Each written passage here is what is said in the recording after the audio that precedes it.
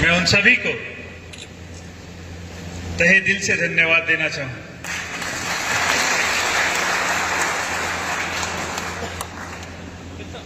मोहन चा की बात पे जब आप लोग सब ने हाथ उठाया था कुछ देर पहले, अभी तक तो मजबूत था, उस पल के बाद थोड़ा सा हिल गया। एहसास हुआ कि किस जिम्मेदारी का सामना कर रहा हूं।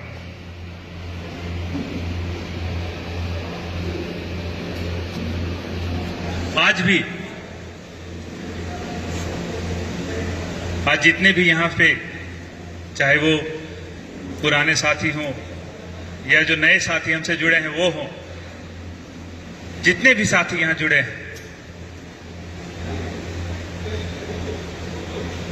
ये सब कोई पैसे से बिलाई हुई भीड़ नहीं है। यहां जितने भी साथी हमारे हैं, मौजूद हैं, कुछ तो ऐसे हैं जिनको मैं बचपन से देखता आ रहा हूं। तो जितने भी साथी यहां मौजूद हैं वो सब दिल से जुड़े हुए साथी हैं, और ऐसे ही साथी आपको अंत तक साथ में रहते हैं।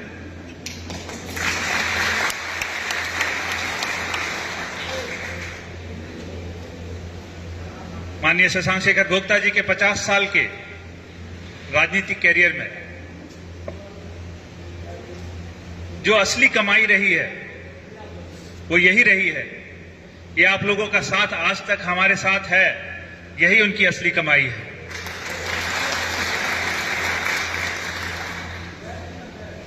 नहीं तो मैंने तो लोगों को यहां पल भर में बदलते हुए देखा है। 10 साल की, एक तरह से बोले तो 10 साल का नेट प्रैक्टिस मेरा भी हो गया है फील्ड में।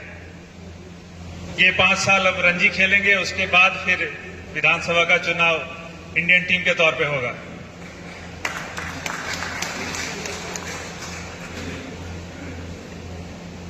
जितने भी हैं, एक बात का ख्याल आप सभी को रखना है कि अपनी फसलों और अपनी नस्लों दोनों का ख्याल हमें खुद ही रखना पड़ेगा। कोई बाहर वाला आके हमें मदद नहीं करने वाला। उल्टा बाहर वाले जितने भी हैं वो इसका फायदा ही उठाएंगे। वो आपको कमजोर देखेंगे तो उसका फायदा उठाएंगे। 10 साल बीत गए, और ये 10 साल जो बीते हैं, इसकी जितना भी दुख है, जितना भी पीड़ा है आप लोगों में, मतलब एक तरह से मानिए कि हमें जितनी पीड़ा है उससे कई ज्यादा पीड़ा हमारी जनता को होती है। कोई भी चुनाव जीतना या हारना, नेता नहीं जीतता है, नेता नहीं हारता है। आप लोग जीतते हैं, आप लोग हारते हैं। हम तो फिर भी सह लेते हैं थोड़ा सा, लेकिन आप लोगों को चौक चौराहे पे विरोधियों की बातों को सुनना पड़ता है, और उस चीज को भी झेल के आज आप लोग साथ हैं। इसके लिए मैं आपका दिल से आभारी हूं।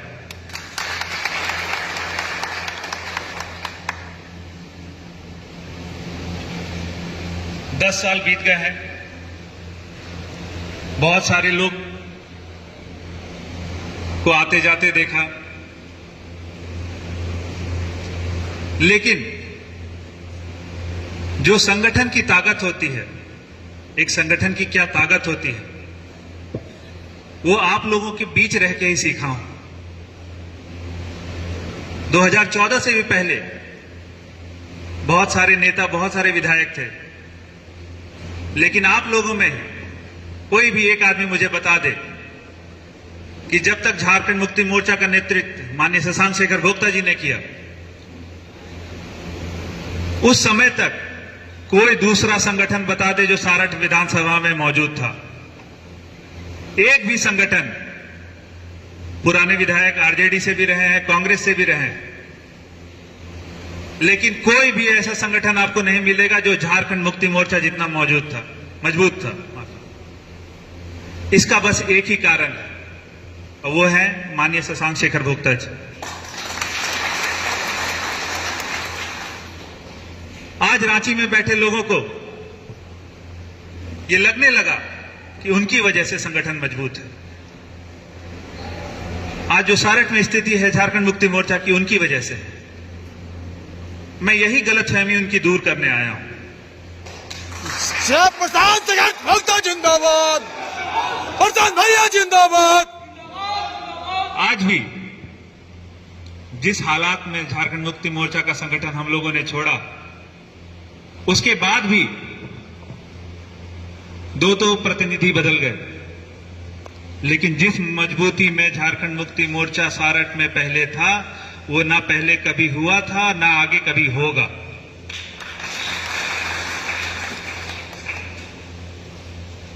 तो जो भी सीखा है, इसीलिए मुझे लगता है कि हमें अपने संगठन बनाने की जरूरत है और उसके साथ जनता के बीच जाने की जरूरत है। 10 साल की राजनीति में जितना भी रणधीर सिंह का राज रहा, हमने भ्रष्टाचार छोड़ के कुछ और नहीं देखा। पूर्व विधायक जी केवल विकास का एक ढोल लेके घूमते रहते हैं और उसी को बजाते रहते हैं। ये बात सच है कि सारठ में कॉलेज बने हैं, लेकिन कॉलेज बने तो केवल ठेकेदारी के पर्पज से बने। उसमें सारठ के बच्चे, सारठ पालोजरी के बच्चे पढ़ें, ये कभी उद्देश्य था ही नहीं। आप जितनी भी जलापूर्ति योजनाएं थी, आप में से कोई भी बता दे कि कहीं पे भी जलापूर्ति योजना एकदम सही तरीके से चल रही है। एक भी प्रोजेक्ट आपको सही से चलता हुआ नहीं दिखेगा। और ऐसी बहुत सारी योजनाएं हैं।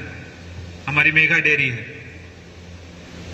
पूरे ग्रामीणों में गाय का वितरण किया गया था मंत्री कल के दौरान। आज वो गाय आपको नहीं दिखेगी। तो जो भी विकास हुआ है रणधीर सिंह के दौरान में, कार्यकाल के दौरान में, वो केवल और केवल रणधीर सिंह का हुआ है।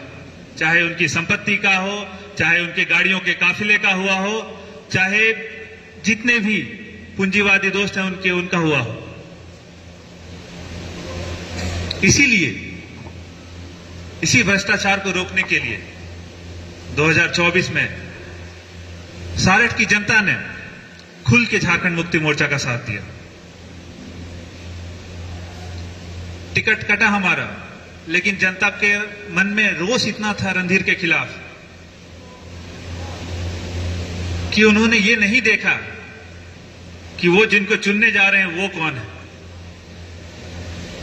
और उस समय मायने भी नहीं रखता था, रणधीर को पटकना मायने रखता था, और सारठ की जनता ने वो किया। लेकिन क्या आपको लगता है जो विधायक बदलने पे जो बदलाव आना चाहिए था, क्या वो आया है? क्या भ्रष्टाचार में कमी हो गई है? आप बदलाव केवल इतना सा है कि पहले विधायक खुद उगाही करता था, अभी के विधायक ने एक वसूली भाई रखा हुआ है। बस इतना सा अंतर है। कोई भी मुद्दा हो, आप विधायक के मुंह से एक शब्द नहीं सुनेंगे। सारठ में खैर अभी तो 5-6 महीने ही बीते हैं, इतना जल्दी उनके बारे में कुछ बोलना सही नहीं होगा।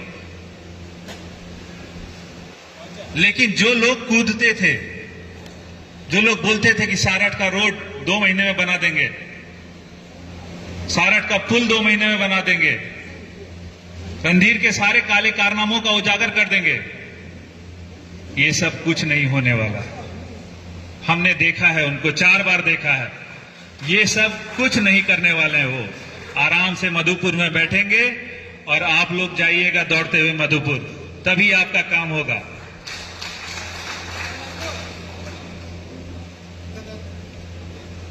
आज का जो हालात है, लोग हमसे पूछते हैं, खास करके बाबूजी से पूछते हैं कि आप लोग सिद्धांतवादी राजनीति क्यों करते हैं?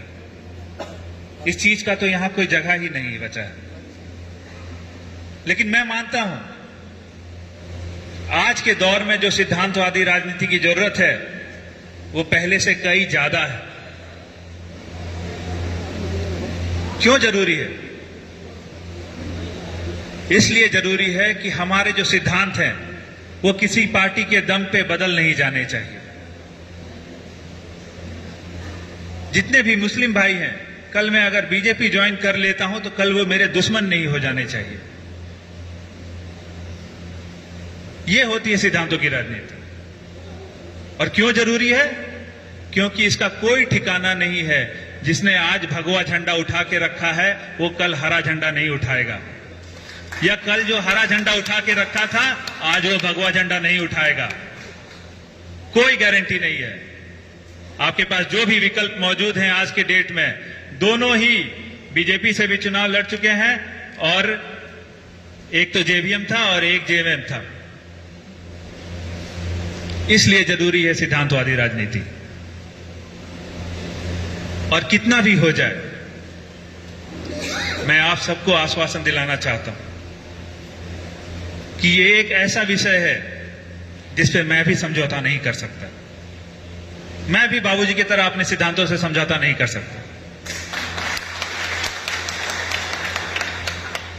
थोड़ा तकलीफ होगा लोगों को जुड़ने में, लेकिन जो जुड़ेंगे वो आपके जैसे कम से कम 40-50 साल तक रहेंगे साथ में।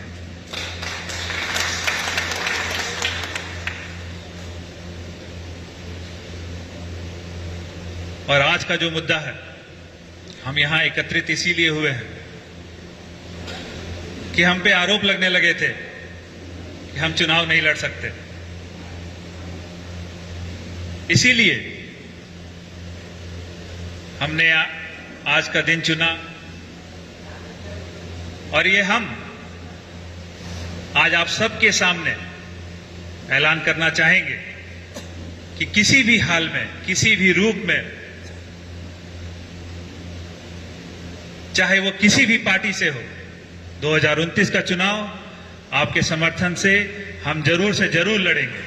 किसान शेखर जिंदाबाद, जिंदाबाद, किसान शेखर जिंदाबाद, जिंदाबाद, जिंदाबाद, किसान शेखर जिंदाबाद, जिंदाबाद, जिंदाबाद। आप लोगों से बस एक ही आशा है कि जितना भी हो सके, जितने भी नौजवान भाई हैं आज यहाँ पे, और जो फेसबुक के भी माध्यम से हमें देखेंगे और जुड़ना चाहेंगे, उनसे एक ही आशा है कि सही के लिए जुड़े।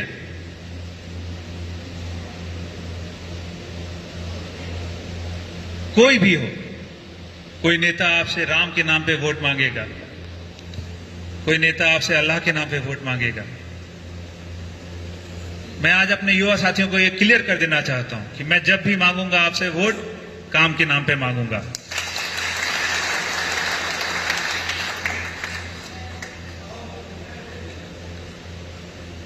आज के लिए इतना ही रखते हैं। इसके बाद आगे होगा तो हम पंचायत वाइज करके संगठन को और मजबूत करने का काम करेंगे, और उसमें आपका भरपूर सहयोग मुझे चाहिए होगा। धन्यवाद। जय हिंद, जय झारखंड।